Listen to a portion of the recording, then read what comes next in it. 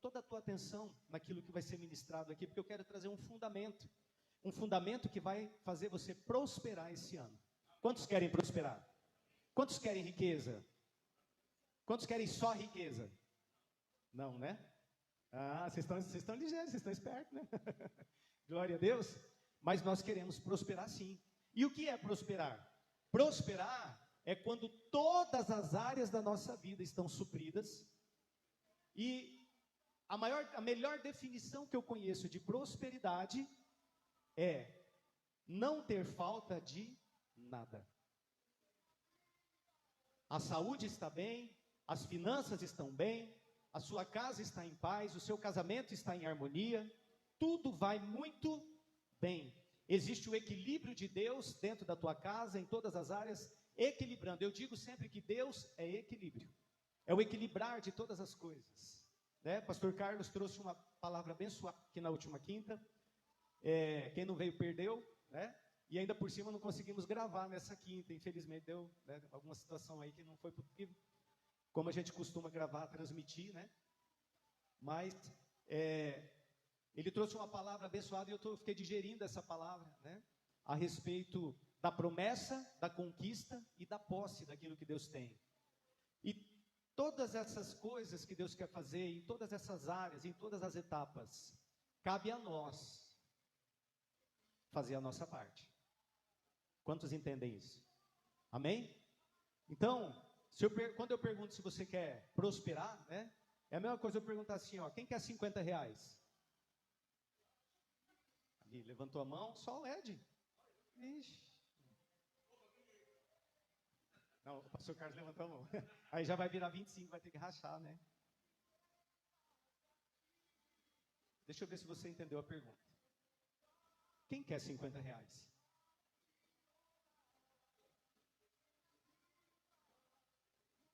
Mais um aumentando, né? Opa, caiu? Oxe, voou? Não, tá aqui.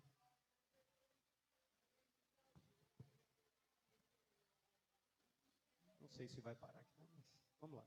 Amém. Vocês querem, então, prosperar? Quantos querem ter a vida eterna? Quantos querem ser salvos por Jesus? Quantos querem garantir vitória nesse ano de 2022?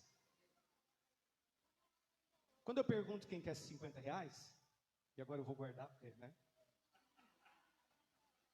A questão é, querer todo mundo quer.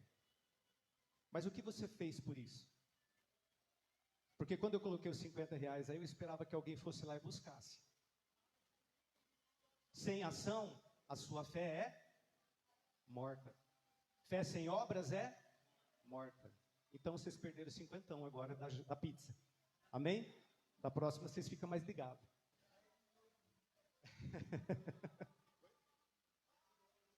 Isso. No outro domingo a gente põe 100, aumenta. Amém? Mas isso é só para ilustrar, irmãos. Porque nós agimos assim. Exatamente assim com as coisas de Deus. Deus tem tudo a oferecer, Deus quer dar o máximo. E a pergunta que Ele tem é aquela que Ele fez um dia para Salomão. O que queres que eu te faça? E que Jesus fez muitas vezes. O que queres que eu te dê? O que queres que eu te faça? O pai está dizendo assim, filhinho amado, filhinha amada, salve, salve no meu coração. O que você quer que eu te faça? E aí você fala assim, eu quero ser abençoado, eu quero prosperar, eu não quero ter escassez de nada. Então faz a sua parte. E aí, diante disso, nós vamos falar a respeito de um fundamento, um princípio bíblico, que é tão citado nas entrelinhas, talvez não usando a palavra primícia, né? Quem sabe o que é primícia? Primícia fala do que é primeiro. Primícia fala daquilo que são os primeiros frutos. E quando nós verdadeiramente colocamos a Deus em primeiro lugar na nossa vida, o seu reino, a sua justiça, que é bonito falar, né? Mas quando verdadeiramente colocamos Ele no lugar devido, entregamos o lugar devido a Ele, o primeiro lugar, e quando nós entregamos, existe uma promessa, as demais coisas serão acrescentadas. Então nós precisamos entender que a primícia de tudo que chega às nossas mãos, num sinal de gratidão, nós entregamos a Ele. Toda oferta, irmãos, todo dízimo, todo recurso que você traz, seja uma oferta de uma planta, de uma decoração, ainda que não seja em espécie, ainda que seja saco de lixo, ainda que seja produto de limpeza, qualquer coisa que você oferece para a obra de Deus, para o reino de Deus, com o coração nele, tudo aquilo que você oferece, nós precisamos ter um entendimento que veio de suas mãos. Porque a Bíblia diz assim, ó, a terra e tudo que nela há pertence a Deus. Tudo é dele. Não tem nada nosso. A roupa, ó, camisa bonitinha que eu ganhei da patroa aqui, da minha princesa, né? De aniversário. Ó, tem até, cadê o brochezinho aqui, ó? Né? Presente de aniversário. Tô cheio de presente de aniversário, mano. É bom fazer aniversário, né? Eita, glória. Falando nisso, quero agradecer aos irmãos pela surpresa de ontem. Ficamos realmente assim, lisonjeados, né? Com a festa linda que vocês fizeram. Que Deus possa abençoar, retribuir, recompensar cada um de vocês. E isso que vocês fizeram também é uma oferta. Mas a questão é que quando se fala de oferta, alguns fundamentos foram perdidos. Alguns valores ficaram extraviados no meio do caminho, quando a gente fala da igreja. E hoje, oferta, e até mesmo o dízimo, virou algo ligado muito mais à necessidade do que à gratidão. Então funciona assim, estou precisando de um milagre, estou precisando de uma bênção, então eu vou ofertar. Entre parênteses, é como se dissesse assim, eu vou fazer uma barganha com Deus, para provar Ele na palavra dele. Eu vou depositar aqui porque eu tenho uma necessidade. Mas é assim que Deus espera receber alguma coisa de nós? Não. Deus espera que tudo aquilo que a gente entrega para Ele, que a gente lança nas mãos dEle, seja na casa do tesouro, seja, de uma outra maneira, através dos pobres, das viúvas, dos necessitados, dos órfãos, da maneira que for, tudo aquilo que nós entregamos ao Senhor, precisa ter um sentimento declarado no nosso coração de gratidão. Então a gente precisa reaprender, ser reeducados muitas vezes, para deixar de fazer por necessidade. Quer ver uma coisa? Quando que crente adota uma criança? Estou falando de crente, hein? Estou falando de igreja. Quando não pode gerar. Você percebe que há um sentimento egoísta? Quando que a oferta aumenta? Aí eu vou dar mais. Quando existe uma necessidade de um recurso maior. Vocês estão entendendo? E esse princípio está errado, ele está equivocado, porque toda a palavra de Deus, as Escrituras, elas vão declarar de Gênesis, Apocalipse e até mesmo antes da fundação do mundo, que tudo aquilo que nós fazemos agora é para retribuir o que Ele já fez antes de nós existirmos. E aí eu quero trazer dentro de uma maneira breve, porque nós vamos fazer ainda aqui um ato profético sobre esse ano, amém? Então eu queria que você ficasse ligado, me empresta a tua atenção por alguns minutos, e nós vamos viajar aqui na palavra do Senhor um pouquinho, começando lá em Romanos 11, verso de número 16. Eu quero trazer alguns textos, mas principalmente um fundamento. Romanos, capítulo de número 11, o verso de número 16 em diante. Paulo escreve à igreja de Roma, o apóstolo Paulo, e ele diz assim, quem está com Bíblia aí? Quem achou, diga assim, Jesus está feliz comigo. Se você não achou ou está sem Bíblia, diga assim, eu estou feliz com Jesus. Entendeu? Glória a Deus. A partir do verso 16, diz assim, e se as primícias são santas, também a massa o é. Se a raiz é santa, também os ramos o são.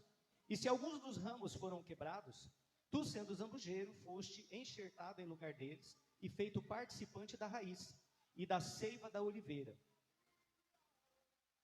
Até aqui. Eu vou continuar, mas vamos pegar esse primeiro versículo que diz assim, ó. Se as primícias são santas, diga comigo. Se as primícias são santas, também a massa o é. E a raiz é santa, diga comigo, se a raiz é santa, também os ramos.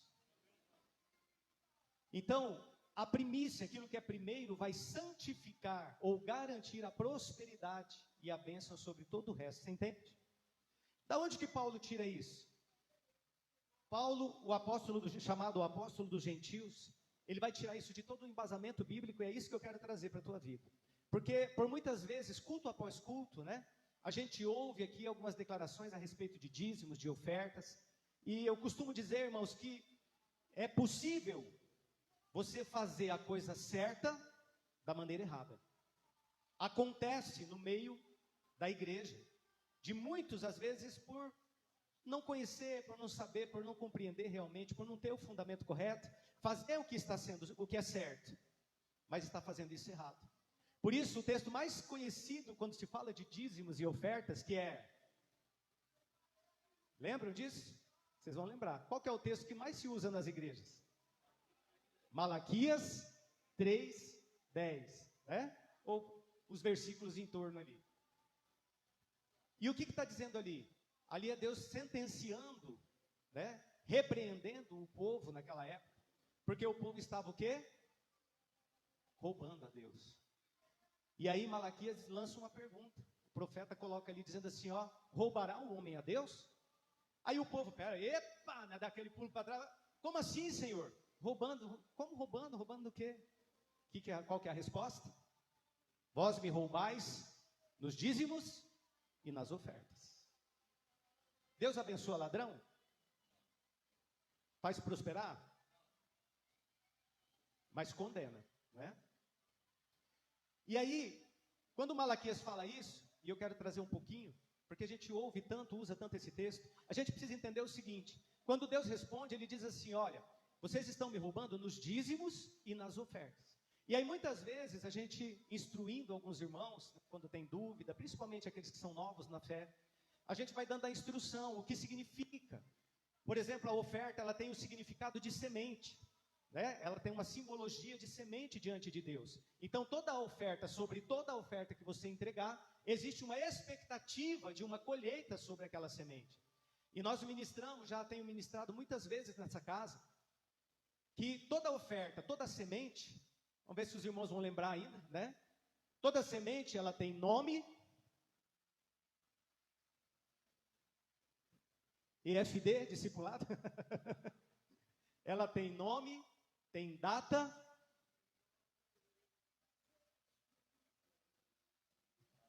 vou deixar você recapitular, prazo, aleluia, glória a Deus pelo missionário, né? Diga comigo, semente, tem nome, tem prazo e data, né? Data. Então, toda vez que a gente fala em semente, quando você vem trazer a sua semente, primeira coisa que você precisa entender, semente tem nome.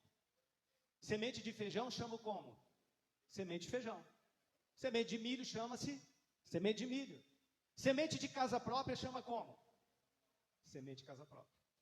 E aí quando você vem, pega a sua oferta, por não compreender muitas vezes, não tem envelope, mas não precisa não. Aí você vem e traz a minha semente. Aí, eu agora conjecturando, né? Eu imagino Deus olhando e falando assim, isso é semente de quê, meu filho? O que é para nascer daí? Eu não sei o que é para nascer, vai nascer qualquer coisa. Alguém aqui alguma vez já teve um momento de loucura, de estar andando na rua, em algum lugar, fazendo um passeio no campo e encontrar uma semente que nunca viu na vida? Você não sabe o que é. Você não faz ideia do que vai produzir aquela semente. E aí você pega aquela semente, enfia no bolso e fala, vou levar para casa, vou plantar e vou cultivar para ver o que nasce. Alguém já fez isso? Ninguém faz isso. Só não em sã consciência, penso eu. Então, por que a gente vem apresentar a nossa semente e a gente não dá um nome para ela? Então, sabe o que eu faço? Eu oro, Pai, está aqui a minha semente. Essa semente se chama salão, sede própria para a nossa igreja. Eu estou semeando. Eu estou semeando e eu vou colocar um prazo. Eu coloco um prazo, uma data. O prazo, porque, outra coisa rapidinho, semente tem prazo, amém? Se você planta hortaliça, 30 dias, 45 dias você está colhendo. Se você planta árvore frutífera, às vezes 3 anos, mais, né? Depende. da variedade. Mas a questão é, toda semente ela tem um prazo para poder dar fruto. E aí o que acontece com muito crente que não entende prazo? Ele lança a semente, e aí passa meia hora ele está assim, ó. Deixa eu ver se já deu alguma coisa aqui. Deixa eu ver se já nasceu. E não deu nada. E aí ele acaba matando a semente que estava começando a enraizar. Então, diga comigo, semente tem nome, prazo e data. Prazo e data é diferente. Prazo fala daquilo que naturalmente ou sobrenaturalmente vai levar um tempo para produzir. Tem coisa, por isso que tem coisas que você semeia diante de Deus, pede para Deus e você recebe assim, ó. Já testemunhei isso aqui, mas me lembrei de novo. Uma vez a pastora Nair estava em casa, domingão à tarde, a gente ali giboiando, depois da, né, enche a pança assim, sabe jiboia? Quando deita, assim fica, né? Estava ali giboiando. E aí ela olhou para o teto, a casa toda, a pintura toda velha, já mais de 5 anos, feia, estava ficando feia, já queimada. E ela falou assim, pai, eu quero uma pintura nova para a nossa casa. Eu quero renovar a pintura.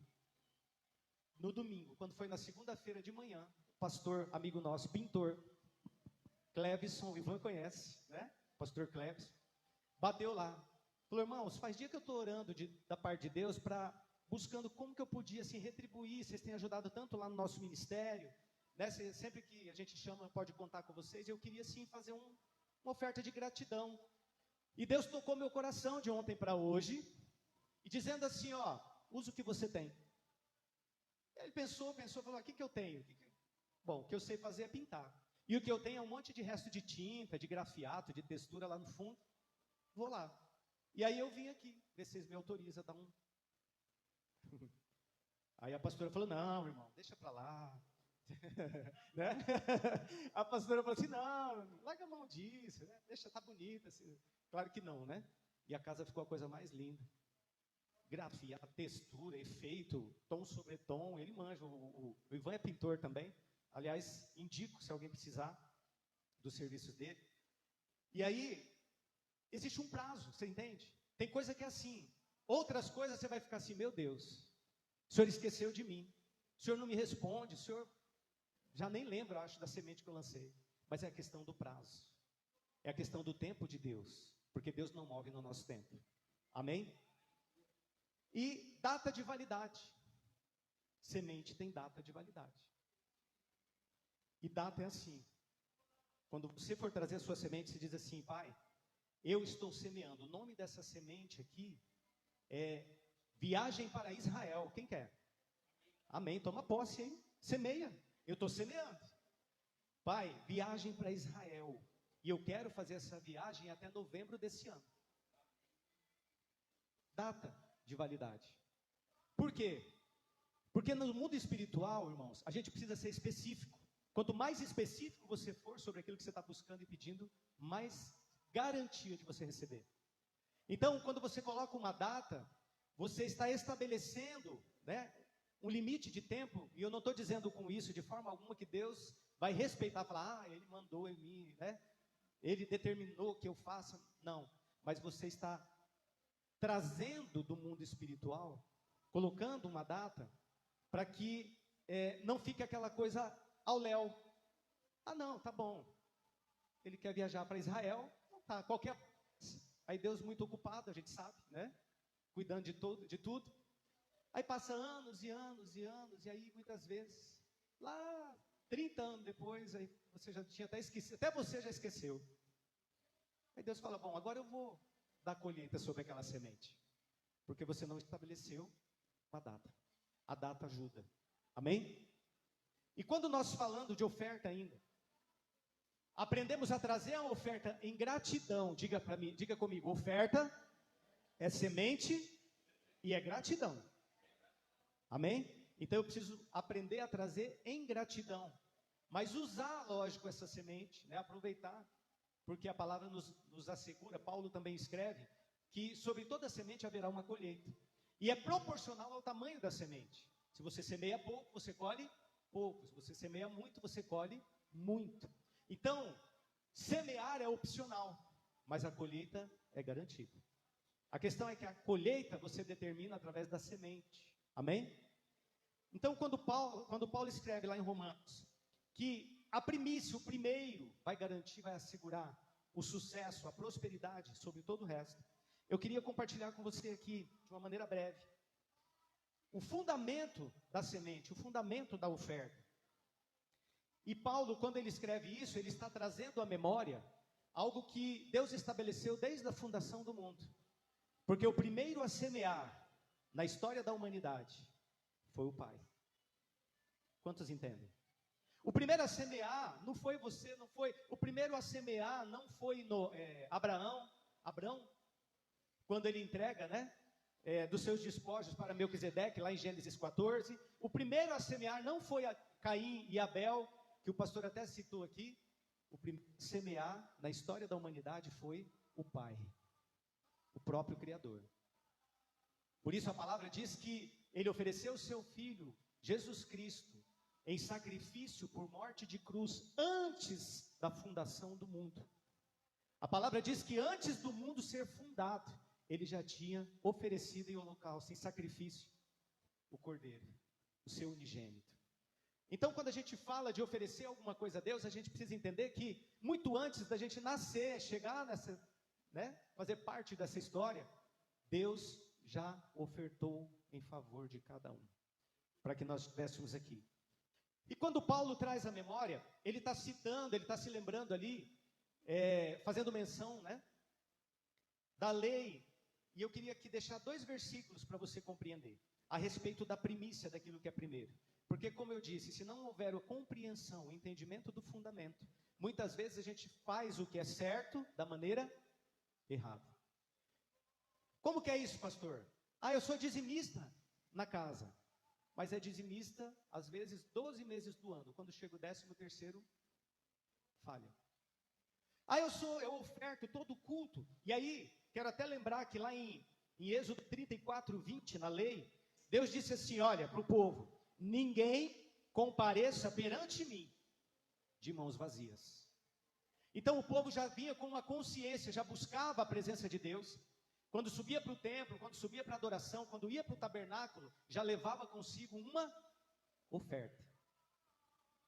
Porque oferta é um padrão de honrar uma divindade. É um princípio, é a maneira como alguém tem de honrar a um Deus. Então Deus lá em Êxodo 34:20, ele diz assim para o povo: você vai vir para a minha presença, você vai me buscar, não venha de mão vazia. O autor de Hebreus 11:4, ele cita o texto que o pastor Carlos leu e colocou muito bem, dizendo assim que a oferta de Abel, ela ecoa até os dias de hoje, por ter sido encontrada tamanha excelência, tamanha disposição, voluntariedade naquela oferta e muita gratidão a Deus. Por isso, a oferta de Abel ainda fala. Mas eu quero deixar para você um fundamento que está em Levítico 23:9, 2 textos aqui. O primeiro está em Levítico, consegue abrir, Jennifer? Não, né? Tá. Vamos lá, você que está com Bíblia, senão você apenas ouve aqui. Que fala dos primeiros frutos. Então, no tempo da lei, no Velho Testamento, isso, Deus estabeleceu para o seu povo uma lei, colocou um fundamento, um princípio para o povo. E aí, Deus vai dizer assim, vamos aqui.